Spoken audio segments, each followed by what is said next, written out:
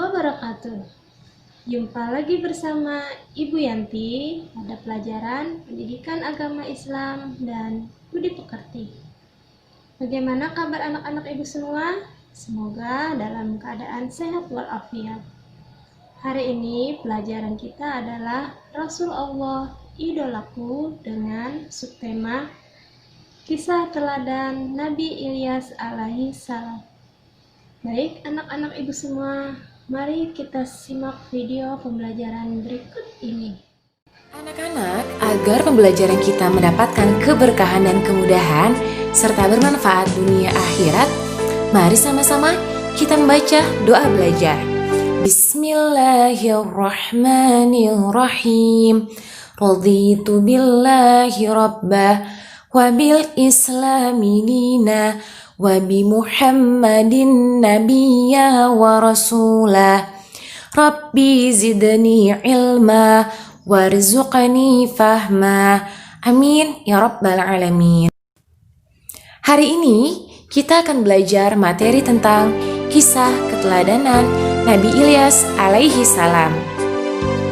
Sepeninggalan Nabi Sulaiman alaihi salam, Bani Israel kembali menyembah berhala.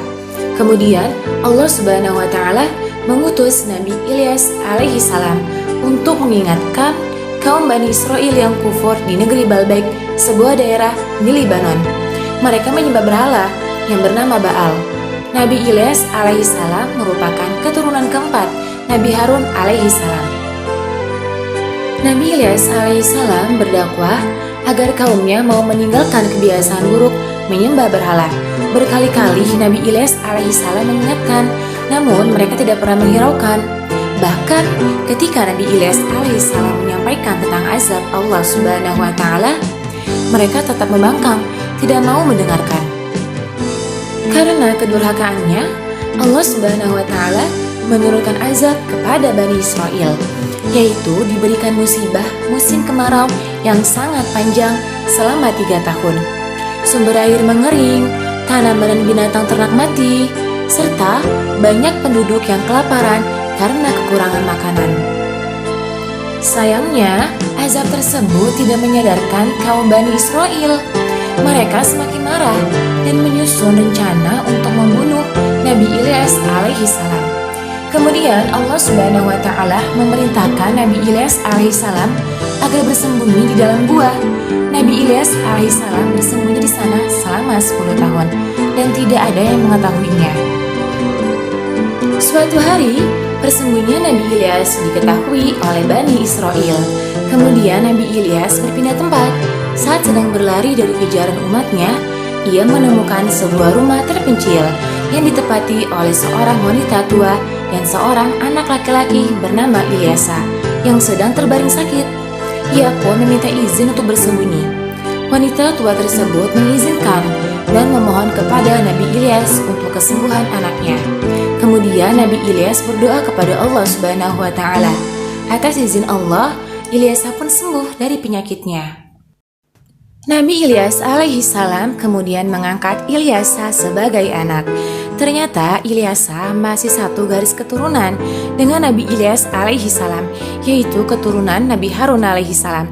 Sejak saat itu, Nabi Ilyas selalu bersama dengan Ilyasa, membimbing Ilyasa dengan ajaran kebenaran dari Allah Subhanahu wa Ta'ala dan ikut berdakwah bersamanya.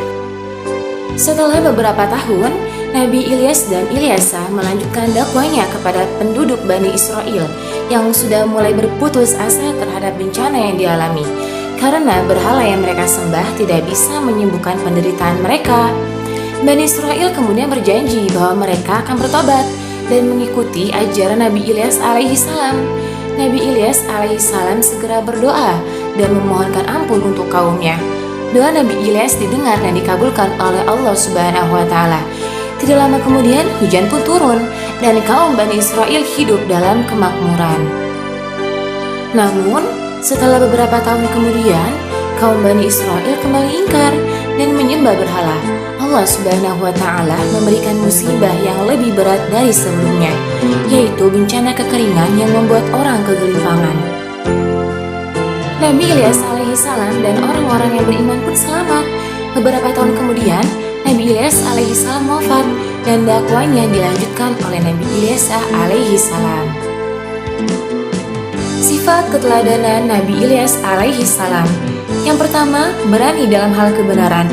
Nabi Ilyas alaihi salam berani dalam menyampaikan kebenaran kepada umatnya bahwa hanya Allah Subhanahu wa taala Tuhan yang berhak disembah. Kedua, terus semangat dan pantang menyerah. Meskipun dakwanya ditolak oleh umatnya, namun Nabi Ilyas tetap semangat dan tidak mudah menyerah. Ketiga, sabar dan mempunyai pendirian yang kuat serta tidak mudah dipengaruhi oleh orang lain. Anak-anak yang sholih dan sholihah, sekarang diskusikanlah bersama dengan ayah dan ibu kamu. Yang pertama, siapakah Nabi Ilyas alaihi salam itu? Kedua, jelaskan musibah yang menimpa kaum Nabi Ilyas alaihi salam. Ketiga, tuliskan sifat-sifat keteladanan Nabi Ilyas alaihi salam. Keempat, tuliskan contoh sifat keteladanan Nabi Ilyas alaihi salam dalam kehidupan sehari-hari. Semangat mengerjakan ya anak-anak. Demikianlah pembelajaran kita hari ini. Mari sama-sama kita membaca hamdalah. Alhamdulillahirabbil alamin. Anak-anak, sampai jumpa di video pembelajaran selanjutnya ya. Akhir kata, wassalamualaikum warahmatullahi